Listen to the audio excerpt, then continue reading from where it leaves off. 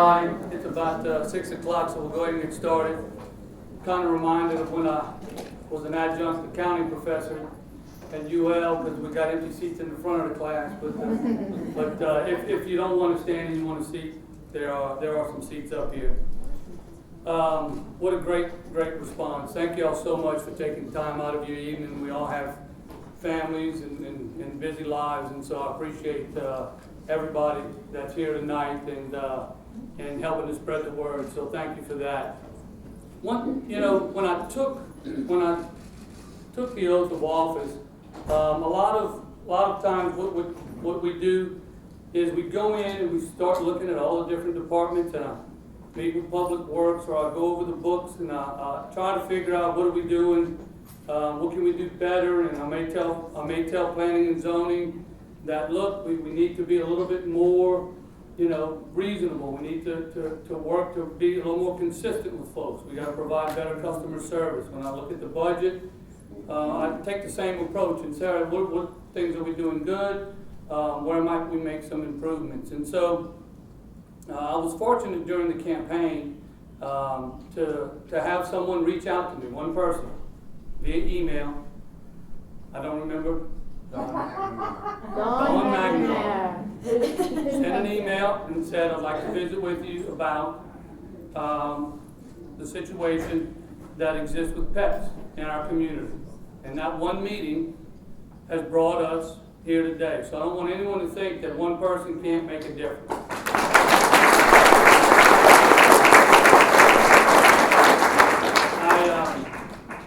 So from that, I began to learn everything that I could. I'm by no means an expert at all in animal control, and that's why I enlisted the help of this incredible organization. That's a national organization, and they'll tell you a lot more about themselves. They're pro bono, down here without government having to pay anything, to present to us some ideas on how we can be better. And I haven't run into one person in this community that had an idea of what they thought we should do that was coming up with that idea to make our community worse. I may not agree with the idea, but everyone that approached me came sincerely to say, well, if we did this, and that's not just related to animal control. I'm talking about across the board and everything. And so I try to keep as open a mind as possible. I try to be as good a listener as possible, and I try to figure out ways that as government, we can do things better in whatever area it is that government has a role. Target Zero, to me, is certainly something, an organization that I'm thrilled is here to help us analyze our situation and make recommendations to us as where we might be able to do better. So I would ask everyone in here to keep an open mind. I may agree, I may disagree, some of you may agree, may disagree, but ultimately I think it's the right step forward. I think the opportunities that we have are going to make Lafayette more reflective of who we are as it relates to how we treat our animals. And with that, I'm going to turn it over to Dr. Pisano, who is here from Target Zero. Thank you so much for making the trip down. And I appreciate you taking time out of your schedule to come here. Thank you.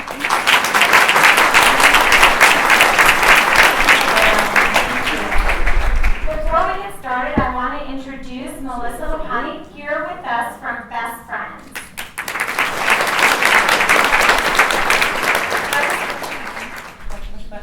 No. Oh, just hello. Hello. Okay, there we go.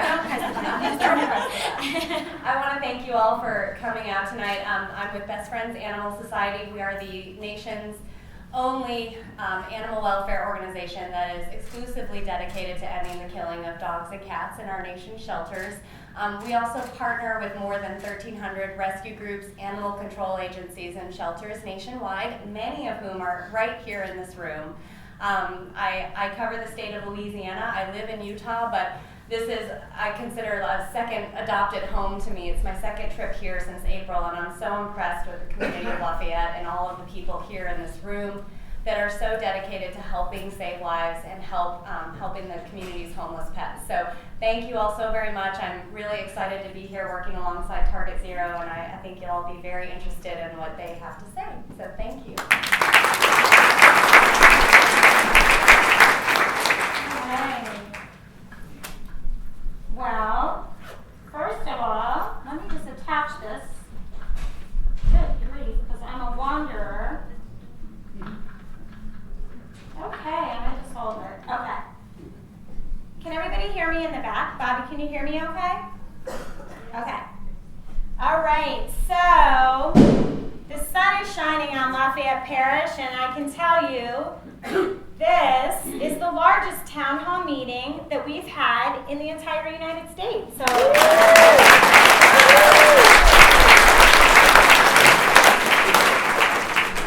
and the sun really is shining here. You have several national organizations that are so interested in helping you.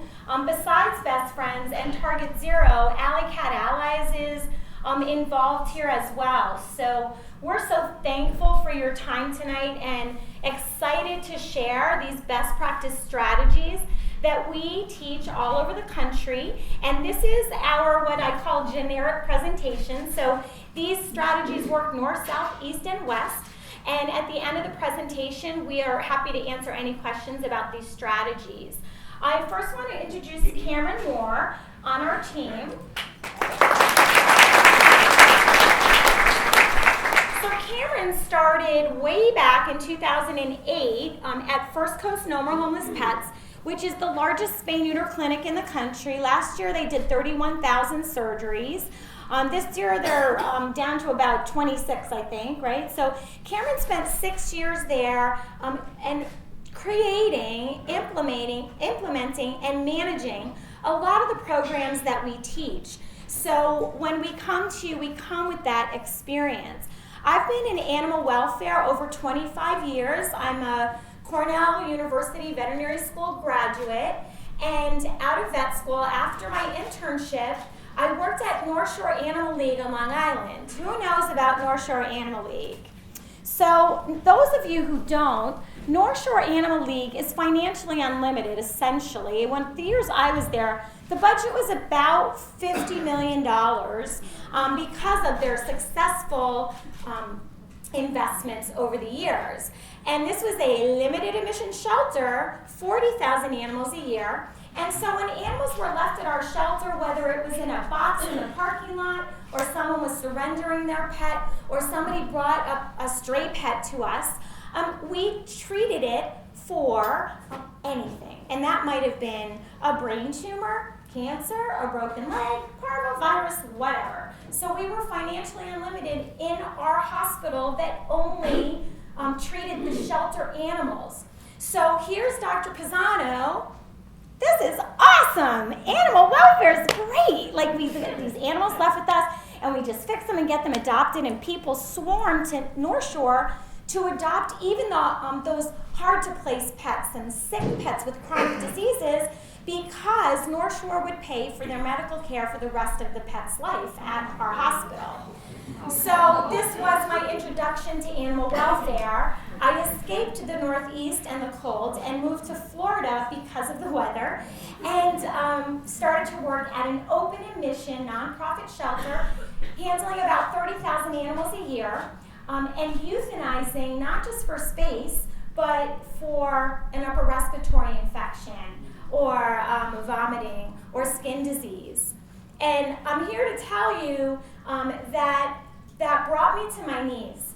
It was a turning point in my career because it really was the first time that I realized this is the reality. 30,000 animals going into a shelter and not everybody getting out alive, and euthanizing for an upper respiratory infection. I mean, you can't imagine what we treated at North Shore. So I felt that I had to make a decision. Did I want to live behind a limited admission shelter that could do everything, or did I want to be in an open admission shelter where more of the animals and most of the animals in a community were going, and therefore at risk of euthanasia? And so I have dedicated my career to open admission shelters. I was also a public shelter director. I had 124 staff, enforcement, rewrote ordinances. I did all of that. So I come to Target Zero with experience and with Karen's experience with these skill sets having to do with everything we teach. So we're here to tell you that these things work, number one, these strategies work, and it's because we have been through it. We've been where you sat, especially if you work in a shelter. So my disclaimers are, sometimes when we give this presentation, people think that we work only with limited admission shelters. But in fact, our goal is to help as many open admission shelters as possible. These principles are the same for open or limited admission. An open admission shelter could be public or it could be private. And that means that all the animals brought to the shelter are accepted into the shelter regardless of the outcome potential, meaning adoption, reclaim, euthanasia, etc. A limited admission shelter is always private, so that board of directors could choose to take in all the animals that come to them, or choose to take only ones that they think they can adopt, or whatever their policies may be, but they have that option as a limited admission shelter. The other thing is there is a section on cats, so sometimes people think Target Zero only helps cats. But we are in fact equal opportunity, and we love dogs just as much as we love cats. But you'll see why we have an entire section on cats. So our story starts in Jacksonville, Florida, and back in 2002, very bad conditions at Animal Control and the nonprofit Humane Society that was also at the time open admission. Those groups were fighting. When there was news media coverage, it was always bad, so the public only knew negative things about the shelters. There was constant turnover in major leadership positions, like animal control, and in the mayor's office, there was constant turnover.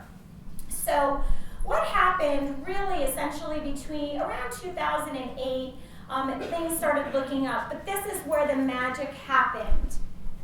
3 directors, 3 leaders in that community said, we're sick and tired of being sick and tired, and I'm the spay-neuter clinic director.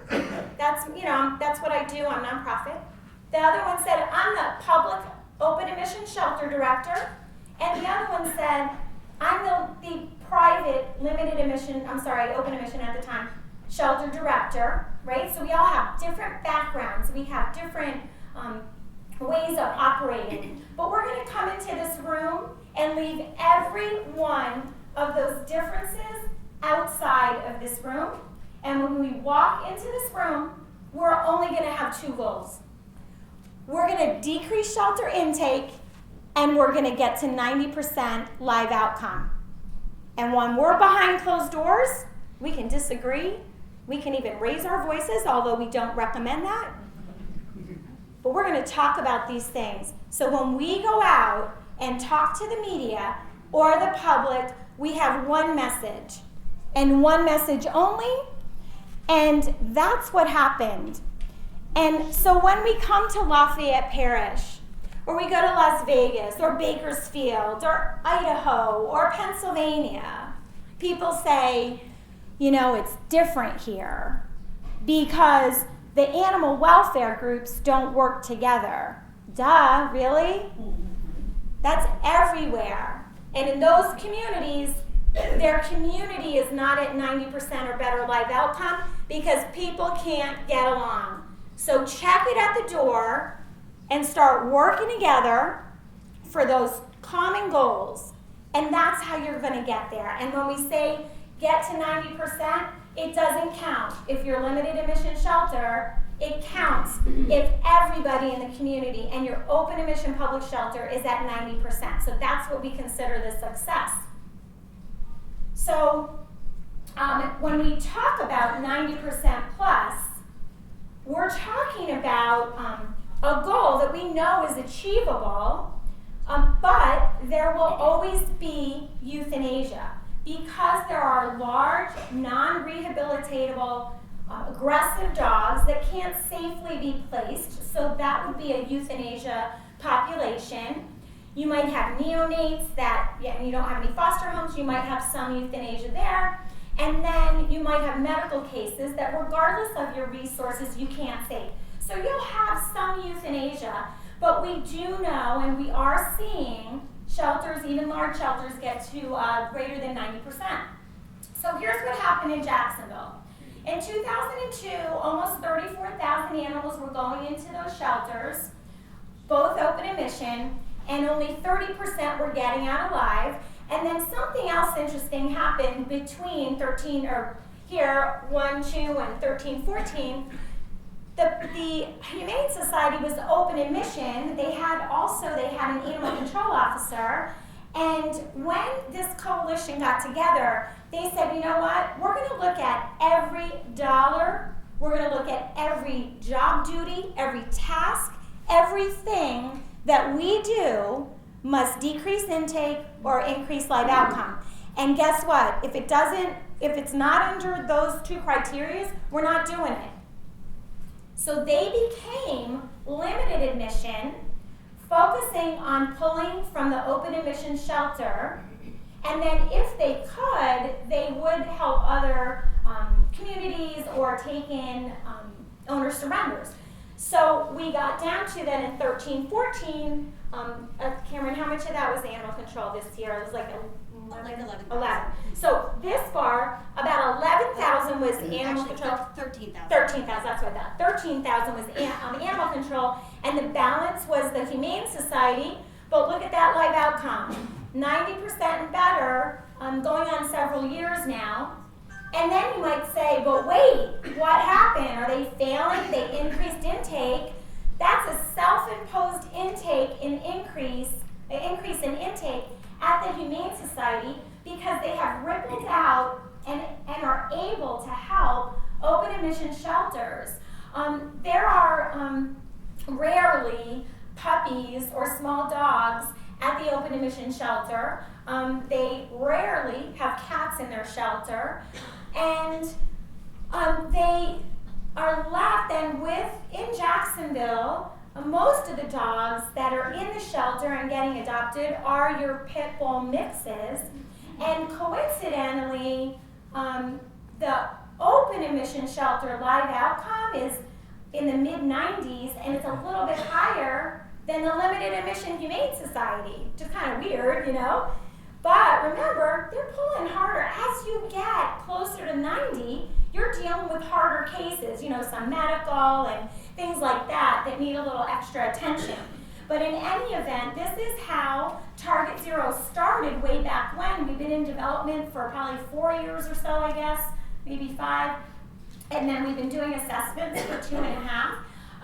And we started as a program of First Coast No More Homeless Pets, but we're now our own charitable initiative, and we focus on open admission shelters all over the country and teaching them these strategies and other best practice strategies that we know work. So we have all kinds of fancy information now fancy studies that we didn't have even 10 years ago. So it's a really exciting time in animal welfare. So we do what's called fellowships. We do shelter assessments, and then if we feel that the leadership will come on board and implement these best practices, then we do offer up to a 3-year fellowship, and that's all pro bono. We don't charge for any of our services because we're very fortunate to have a wealthy benefactor who made this his mission.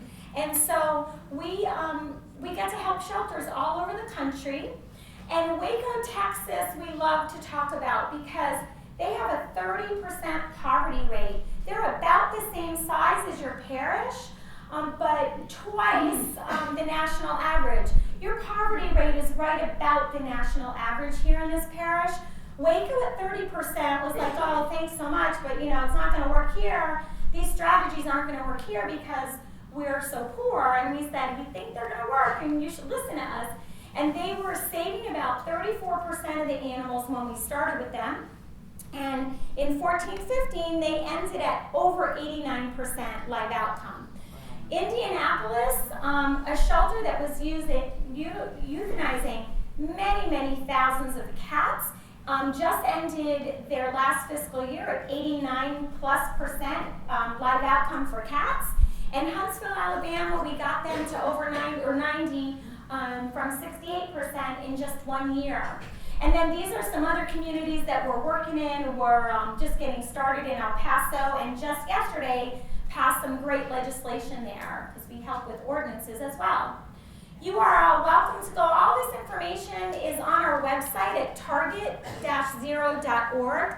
This is our pyramid of strategies, and this you could think about this as pieces of a puzzle. We chose to do a pyramid because we like to talk about the foundation. So the foundation starts with your public policy, like your stray holds, and how those affect the shelter.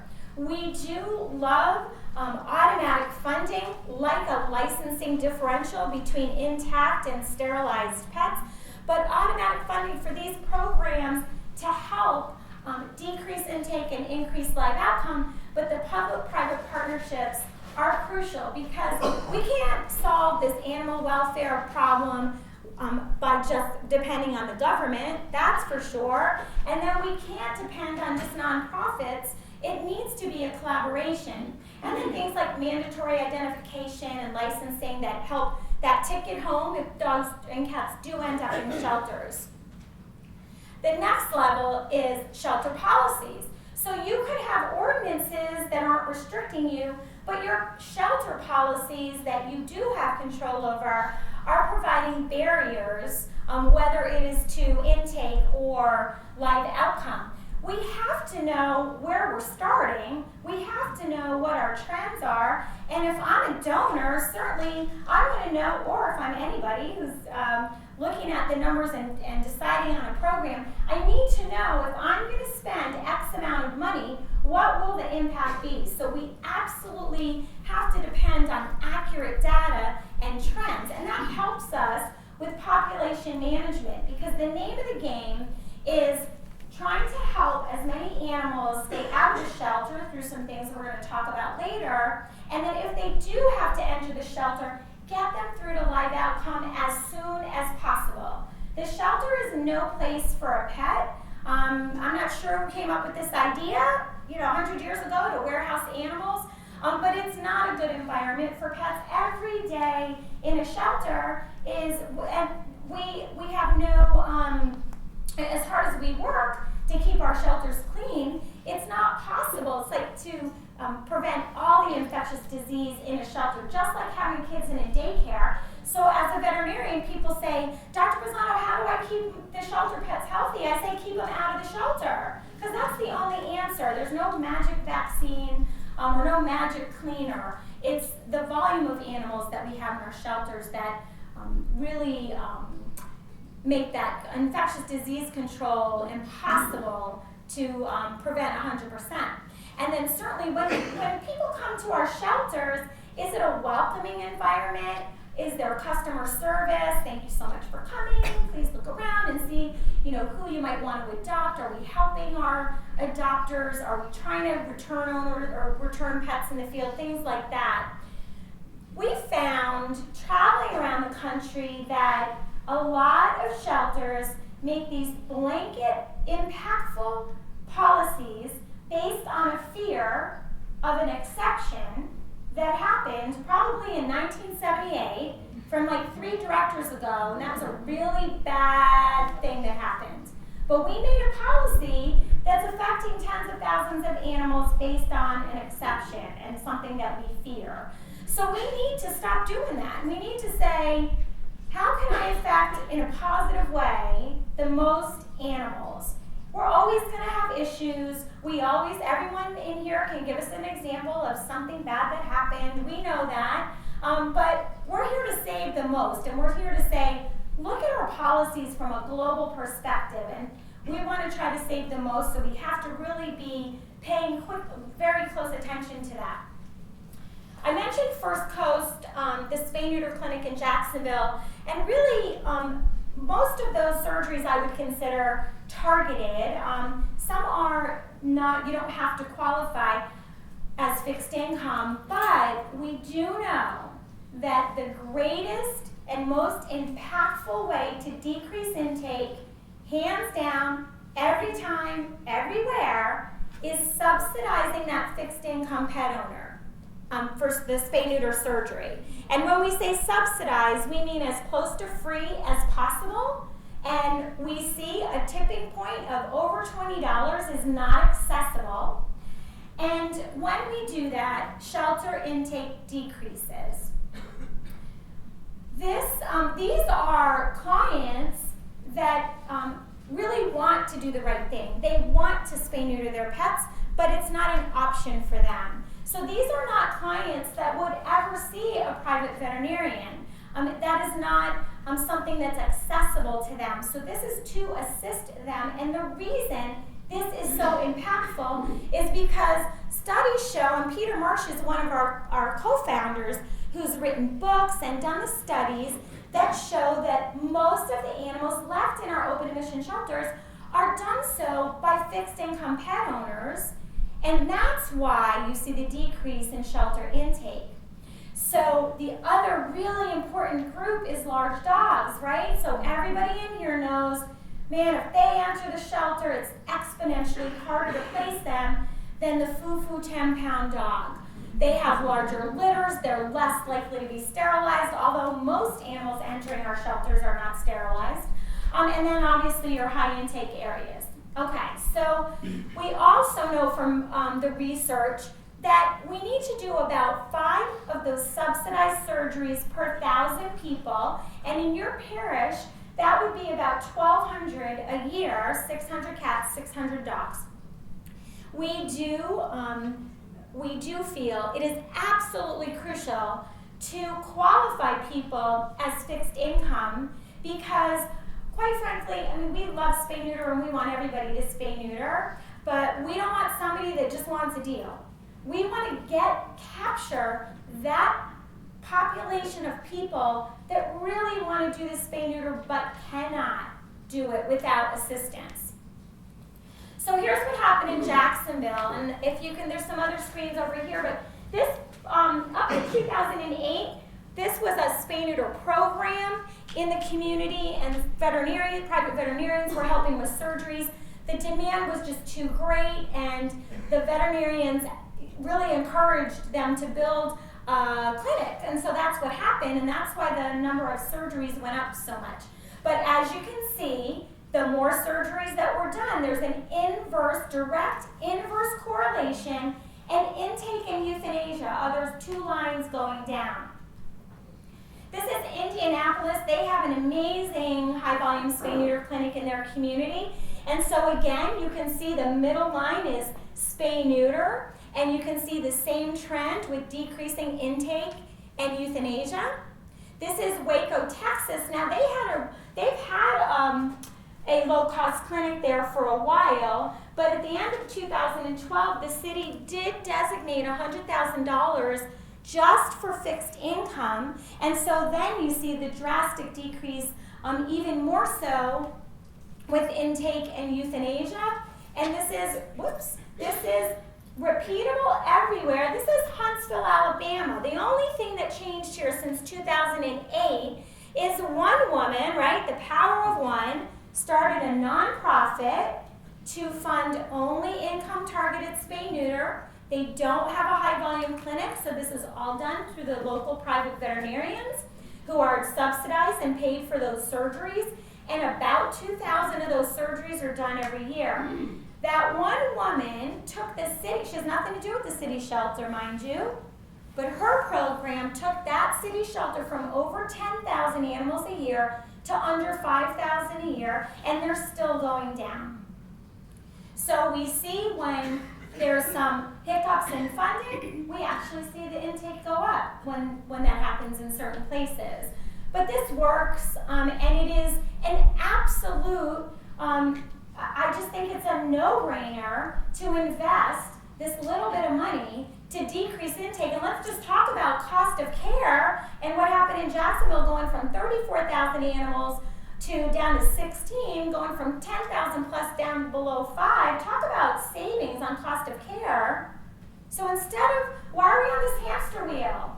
We're just round and around, spending money trying to save animals and spending money euthanizing animals. None of us want to do that. We need to stop and look at the other side.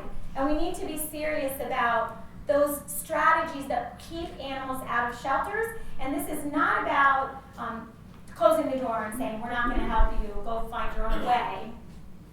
Okay, now some of you, community cat diversion, this might be a new idea or concept. And I'm going to tell you that when I was public shelter director and Cameron started this program in Jacksonville in 2008, I was like, what are you doing? And I don't agree with it. And look at me now, I'm the preacher, right? So sit back, relax, and just have an open mind about the facts. We didn't have this information before in the last, 10 or 20 years. We have studies that show that outside cats are 7 to 10 times more likely to find their way home or find, adopt a home from the street than a shelter. We know that people don't reclaim their cats in shelters. Lafayette Parish is no different than the last, 2.5 years of shelters, large shelters that we visited have been, the reclaim rates for cats have been 0.01% or less, okay? We also know that when we trap and euthanize cats and ignore the ones outside, they're reproducing like rabbits, they're reproducing like cats, right? So that problem is just getting worse. And we know that about 70 to 75% of cats that enter our shelters in the United States are getting euthanized. So it begs the question, is it a good idea to take cats into shelters? Well, if you look at the United States and Americans and know how many billions of dollars we spend on our own pets, do you think that people would actually take cats to shelters if they knew that? But as open, I consider myself an open admission girl. We have for too long hid behind a veil of shame because we don't want people to call us murderers and we don't want people to call us killers. So guess what? When you come to intake, come on in. We're just going to take your pets and we're not going to talk about it. We're not going to tell you that they're at risk of euthanasia. And the sad thing about that is many people are just bringing them to the shelter because we've told them that's what you do. And if they knew, they wouldn't make this the first option. People just don't know. So we need to tell them differently that a shelter for a dog and a cat needs to be the last option. So now we have these facts. So why would we take them into the shelter? Well, we shouldn't. And this is not just Target Zero making up these things. This is Best Friends Animal Society, HSUS, ASPCA, Million Cat Challenge, all the shelter medicine programs at our veterinary schools. We are all saying the same thing, and those large national organizations are putting millions and millions and millions of dollars into this exact program. So our goal is that people take the cats directly to spay neuter, but if the cats come to the shelter, then instead of taking them into the shelter system, right, 0.00 something percent are reclaimed by their owner, so nobody's gonna come get them, chances are. We're saying divert them to spay neuter, ear tip, rabies vaccination, deworming, and put them back to their outside home. Here was my issue way back when I was a public shelter director. But I don't know who's feeding them. And I don't want to put them back in that, area not knowing who's feeding them. And here's the cat. I'm 10 to 12 pounds, and I go to 5 houses. I get breakfast at 1, a snack at the 2nd, lunch at 3rd, right? All you cat people know what I'm I'm talking about. Cameron, one of her cats came back with a different collar one time. So, right, these cats are like, I'm fine. 26,000 cats have been through this program in Jacksonville alone, and less than 1% were too sick or ill or injured to go back out. So these cats, they're doing fine without our intervention. The only thing we want them to stop doing is reproducing, and then all those characteristics that they're doing while they're reproducing. That's all. They just need to stop that. Other than that, they're doing fine without us, right? So they know where their food is sourced and sources are. So this principle goes for open emission shelters or limited emission shelters.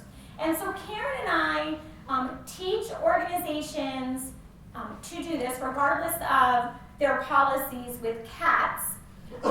And several things happen. So here, let's talk about that guy next door who has 4 cats. And somebody traps one of his cats and takes it to the shelter and gets euthanized. So those 3 cats, they're reproducing. And then, a couple of years, next year, the year after now, I have like 30 cats.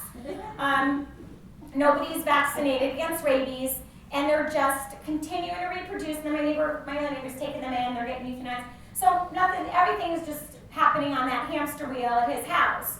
Versus, I helped him with the 4 cats, and I got the 4 cats sterilized. And now they're rabies vaccinated, and I've increased community immunity against rabies. So we have an overall decrease in community cats. We don't have that hamster wheel from that location. Now we have less wildlife at risk. We have less zoonotic potential between rabies and parasite transmission because we have less cats. We don't want cats outside. We want every cat to sleep on somebody's pillow at night, but that's not a realistic goal. People will always let their cats in and out, and people will always feed cats outside, period. So we're saying, let's decrease the number. Let's actually, here's a crazy idea, let's come up with a solution. Instead of just over and over trapping and euthanizing and not dealing with a solution. So now what happens in the shelter is really amazing, and it's a game changer. And if you're here tonight because you only care about dogs, you should support community cat diversion. And that is because, holy cow, you keep all these cats out of the shelter, so you have more time for dogs. You can have starter prevention programs for dogs. You can have enrichment. They have more room. They have more space. They have more staff dedicated to them. So this is a great program for cats and dogs, but it eliminates the unnecessary euthanasia of cats, period. So this is any outside cat that comes into the shelter, friendly or feral, he goes back to his outside home. Some shelters say to us, oh, well, this one is really nice, so we kept him for adoption.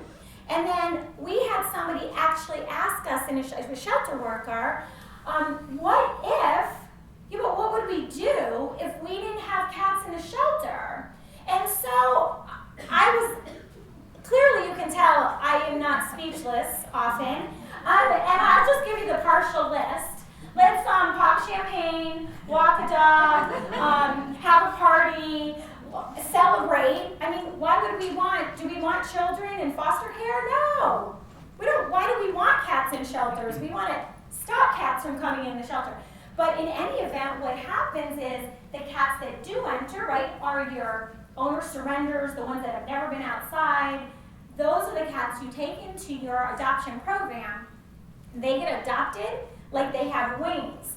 And our shelters that are doing this, when we sometimes go back and visit them, there's no cats in the shelter. Or the last time I was in Waco, there were 3 cats, and one was blind, and he got adopted. It's like, when would a blind cat ever get adopted in any shelter? In Indy, we saw this cat in adoptions. He had to be 21 years old, and he got adopted. Like, he didn't have any teeth, well, he needs teeth. So it really is amazing, and it's a game changer for the shelter, for the cats, of course, and for the dogs. Some communities need to have ordinance changes, so we we do help with that, and we have been successful. Every time we've attempted to change ordinances, we recommend that ACOs are laser focused on public safety, not on picking up healthy cats in the community. So they need to be dealing with dangerous dogs, with cruelty cases, with neglect, with police cases. That's what our ACOs, that's why you exist as animal control, for public safety. So our ACOs need to be focused on public safety and not being a taxi service for healthy cats. So we also love when these programs can be public-private partnerships. Some of our fellows, actually, the public shelters do the releasing of the cats. Others have nonprofits that they work for to put the cats back to their outside home. And if you haven't heard about the Million Cat Challenge, I would encourage any of you cat lovers to join. It's free and you can be on a listserv, and there's lots of people all over the country doing these great programs already, and some people will go on and say, hey, we're having this challenge. Has anybody faced this, and could you give us advice? And then you get advice and vice versa, and you can tell them what you're doing that's working really well. So here's what happened in Jacksonville. So you can see in 07-08, 10,703 cats lost their lives that year in shelters in Jacksonville.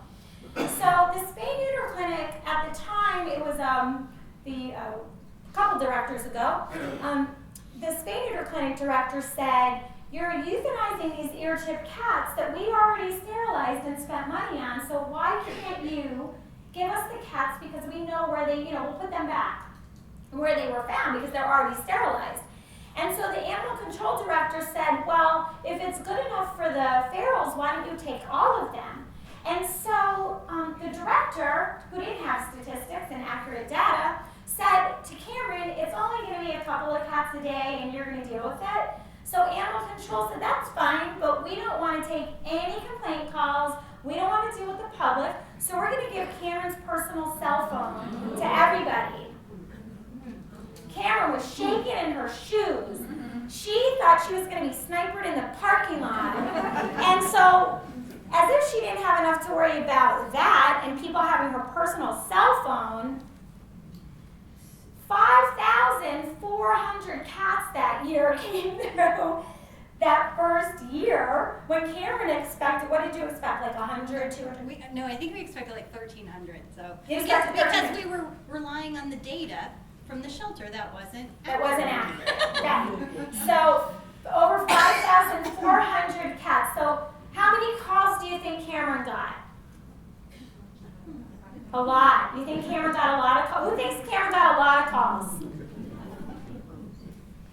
Cameron got 12 calls. 5,400 plus cats. And here's the cool thing about this. We have so many, hundreds and hundreds of communities doing this all over the country, and guess what? Every one of these communities had many thousands of cat complaints, and then they do this program, cricket, cricket, cricket. Everywhere. The cat complaint calls disappear because you've given people a solution.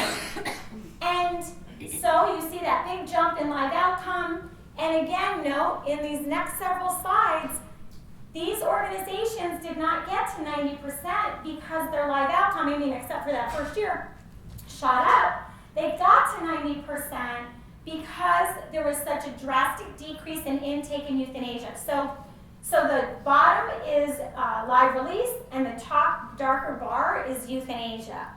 But note the decrease in intake over time. 2 reasons.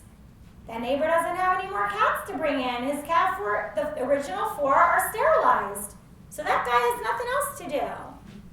So now he can go watch Bonanza. So I just dated myself probably. I'm like older than I look. And then number 2 is this is the culture in Jacksonville and these other communities. They all started where Lafayette Parish is, right? I don't know what an ear-tipped cat is. Now, holy cow, I landed in Jacksonville and the Avis guy gives me a dissertation on what an ear-tipped cat means. Like, this is the culture in Jacksonville, and it starts with the animal welfare people, the shelter, educating one at a time, and this stuff works. So this is Indianapolis. You can see their live outcome. We started this program here. You can see the jump in live outcome in 2013, but the same decrease in intake over time. So that's because it's the culture in the community. They're going to bypass the shelter, go to spay-neuter, and put the cats back where they came from. Or like Karen tells the story that, they'll go to return cats and then somebody will run out and be like, hey, where's my Fluffy? He didn't come back yet. So they know that if Fluffy's missing and he wasn't ear-tipped, chances are, he could be getting spay-neutered. And people are actually happy about it. One woman, I think she thought she called an abuse case then because somebody cut her cat's ear off and shaved him and she couldn't figure it out. And then she was so happy to have her cat back. She didn't know to sterilize them. Maybe she didn't have the money to sterilize, but she was happy to have her cat back. But again, this is the culture now in these places. So here's Waco. When we started, they were euthanizing over 2,000 cats. And again, you can see the decrease. Look at their live outcome, didn't go up that much. What happened is the overall intake and therefore the euthanasia decreased in a very drastic ways. In Huntsville, they started this program in the middle of 2014. The reason cat intake has decreased over these years, remember, this is the community that's been doing fixed income subsidies for spay-neuter. They have a nonprofit that does that with their local private veterinarians. Okay, so the next section is surrender prevention. Some of you might have heard this be called safety net. And so here's the thing. Again, we have all these fancy studies, and this is the latest one from Emily Weiss that came out. And they found that a third of the people surrendering to shelters didn't want to surrender. They just needed some sort of short-term help. So this is a very interesting, over a million rehomed every year. So the other interesting survey that came out in 2015 is that our open admission shelters need the most help but are the least likely to ask, right? We're hiding behind this veil, too afraid to tell anybody that we need help. And the second thing this survey showed was that when Good Samaritans come to the shelter with potential fosters like kittens or puppies, that if we offered to do the spay-neuter, the vaccines when they're old enough, they're most likely to help. So when a Good Samaritan brings those puppies or kittens, they think they're doing the right thing because we have told them, when you find a puppy or a kitten or a dog or a cat, you take it to a shelter. The reason maybe that Good Sam wouldn't want to foster is because they can't handle the spay-neuter and the responsibility of the vaccine, but when you offer that help to them, they are likely to help, or more likely to help. And that keeps those babies out of the sheltering system. And we also want to empower our foster families to place those babies outside the shelter system as well. So surrender prevention, again, goes along with income-targeted spay-neuter. This is a far more impactful program than the reactive program of trying to save shelter animals. And I think that it's really now, the last several years, this is now the vogue. This is what funders and best friends and a lot of the major funders are looking at to fund, because we now know that there are very simple ways that we can help keep animals out of shelters. We want to see what those pet owners need and see if we can help them keep their pets or give them some sort of a network to place the pets on their own. Managed intake we recommend for even public shelters. We want to make sure that we have hours for intake that are lower than our live outcome hours. And we can do that if we schedule, for example, owner surrenders. I am of the opinion I don't think public shelters should take owner surrenders because I think about, so if my car broke down, I would call the mayor's office and say, you need to come tow my car at your own expense. Why is it okay for us to let pet owners leave their animals in a public shelter? I think that's crazy. So we want to help them place their pets outside of the shelter system, but managed intake could mean you have specific hours for owner surrenders and even strays. Maybe you have a fee, which I definitely agree with. Owners surrendering animals surrendered to a shelter should be charged. The shelter then bears a lot of expense to care for that animal. So we need to think about these things. We are still going to help these people. We're not slamming the door and saying, good luck, you're on your own. We're saying, help us help you. So when we say live outcome or live release or save rate, we're talking about these different avenues. So return to owner is the same as reclaim, adoptions, transport or transfer. LOS is shorter length of stay. So if an animal does come into a shelter, we are focused on how can we get them out alive as soon as possible. What barrier, are there any barriers that we're putting up ourselves that we could change so that we could get them to live outcome sooner? Rescue and foster. So those are all our live outcome options.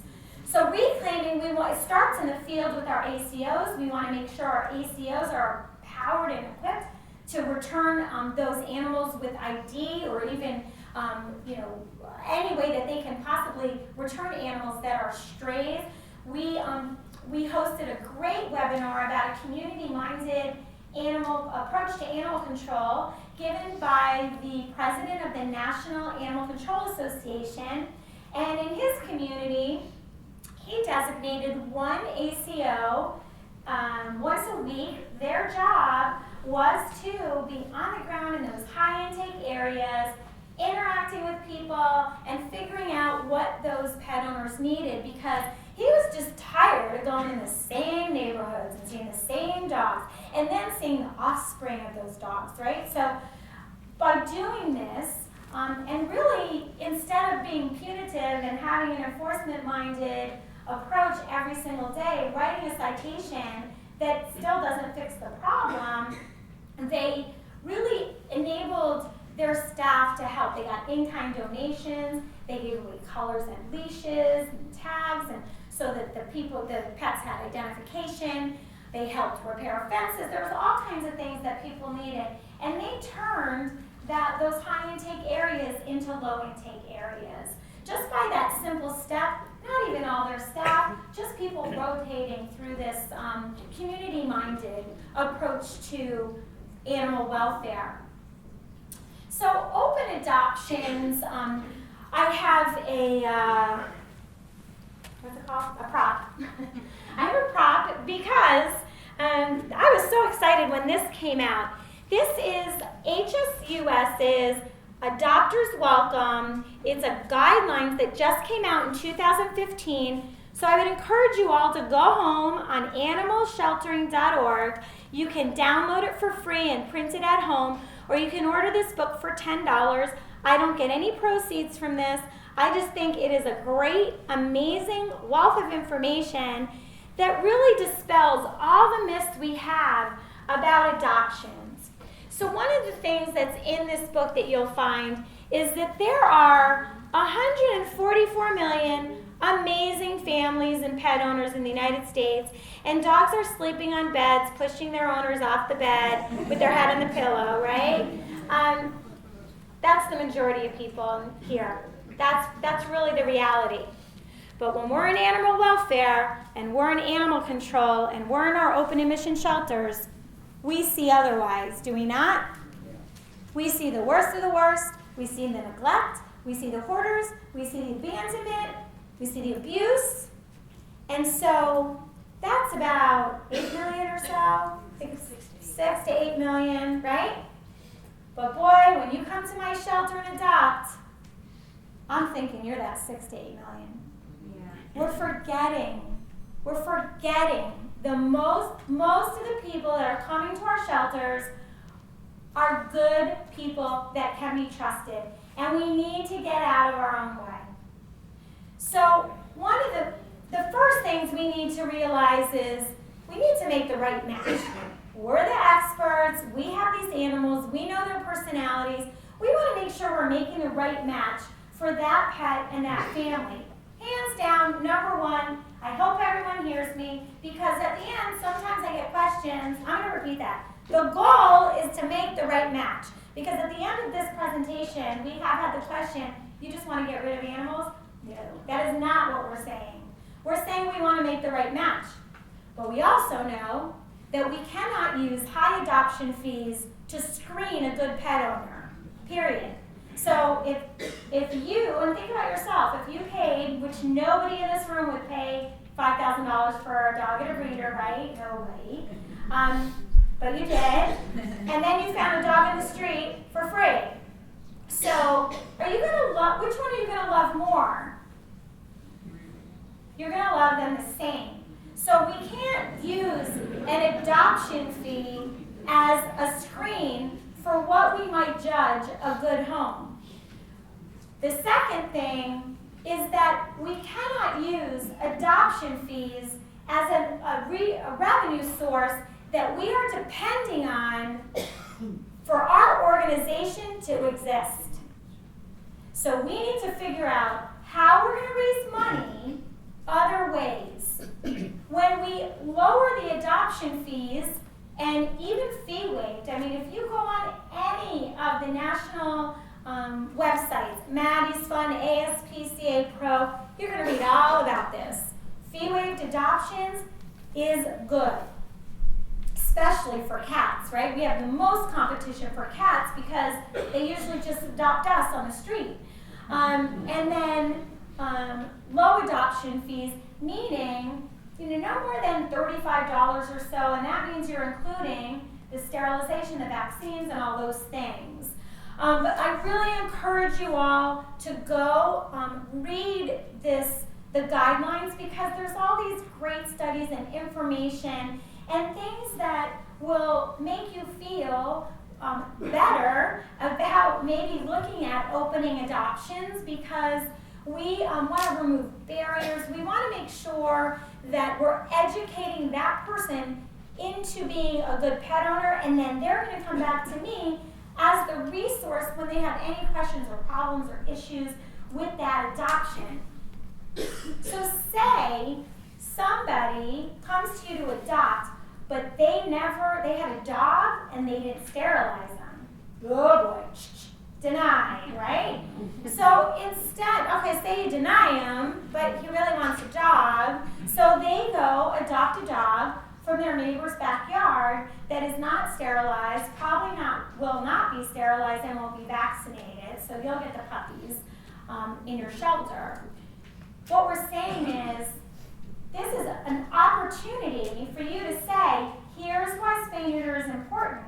We're not going to adopt a dog to you unless it's spayed and neutered, and this is why it's healthier for them, and this is why it's the best thing, yada, yada, yada. And now you placed a sterilized, vaccinated pet with that person.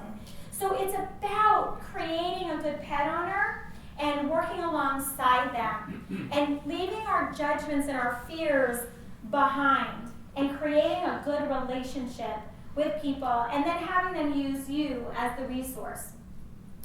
Rescue groups are such an important part of that 90% live outcome for so many reasons. We need to have, say for our open admission shelters that are using with rescue group partnerships, certainly we want to have an approval process, and they should be 501c3s, and obviously caring for the animals appropriately and getting them adopted quickly. These same open adoption philosophies are for everybody. Open admission, limited admission, rescue groups, they're for everybody. The quicker a rescue group or limited admission shelter can place a pet in the right home, the more they can take from the open admission shelter, and everybody gets saved. The longer a group, any kind of group, holds a pet, think about your community. try to think of yourselves as one big shelter in Lafayette. And the more you save, the quicker you save, the more you can save the ones that are at risk, because they can't be kept long-term at the open admission shelter. So we love when there's, we do recommend no fees for pulling, because the rescue groups are such an important part of that live outcome, and they can decrease the length of stay, get those animals out as soon as possible. So we do recommend a first come, first serve to get animals out as quickly as possible. Length of stay is bad. It means that, I think people who meant well created these stray holds. Like, sometimes they're excessive. There's some places that are 7 days, and those decisions were made with the right intentions. They wanted to make sure that people would find their pets, but what it does, it kind of backfired, and the majority of those pets are not being reclaimed by their owners, and it simply has exposed shelter pets to more infectious diseases. So we do believe in a shorter stray hold, like 3 to 5 days for dogs, preferably 3. And then for cats, what I didn't mention in this section about community cats is there is no stray hold, because you're waiting for 0.001%, right? And they're going to go home, you're returning them to their outside home. So we do not recommend a stray hold for cats. And those cats that are going back all should be ear checked, so they're identified as sterilized and rabies vaccinated. And then foster care obviously goes without saying. We want to empower our foster families. Again, open philosophy, open adoption philosophy, get them adopted into the right homes and have them fill up all their family and friends, because if we don't do that, now we've created a second intake. So we've actually increased our intake. We need to think about utilizing all these animal lovers in our communities. And some people actually prefer to have be foster volunteers instead of having pets permanently. Now, kitten nurseries is at the very top of our pyramid, and I just have the numbers from Jacksonville up here. But Jacksonville is actually changing their philosophy, but I'll tell you the beginning of the story. There's not that many nurseries around. There's one in Salt Lake, Austin, Jacksonville, so they're kind of sprinkled. This was a collaborative effort between the Humane Society, First Coast Normal Homeless Pets, and the city shelter, who graciously donated all the kittens. And this was year 1. They saved 652, and then you can see the numbers that they saved after that. This was after their foster homes were full, they went into the kitten nursery. Now what they found was they really struggled with control of infectious disease, again, because we're sheltering animals, right? We have a lot of kittens and cats in a small space. It was a little house. So year 4, the reason that number is lower is because they started to put those babies in the lobby, right? Because in Jacksonville, it's hard to find a kitten to adopt. And so when they came to the shelter, there's no kittens, but yet they have all these foster babies. So in the lobby, there's all these foster babies. Oh, you came to adopt the kitten? You can pre-adopt this kitten, who is going to be your foster, and how about taking the litter and then help us place it? And that's what they did. So that is what, and they're in the they're 95%, I think this year, 94% live outcome for everybody, but they did decrease the number going into their nursery, and they're thinking about not doing the nursery now. So these are things that we hear about, and there's, there might be, stories in Animal Sheltering Magazine about it, but this was just Jacksonville's story, and how they opted to evolve, right? We're really big on pilot programs and trying something, and if it doesn't work, we're going to try something else, but boy, are we going to keep trying, because we know better now. We didn't have this information before, we know better now.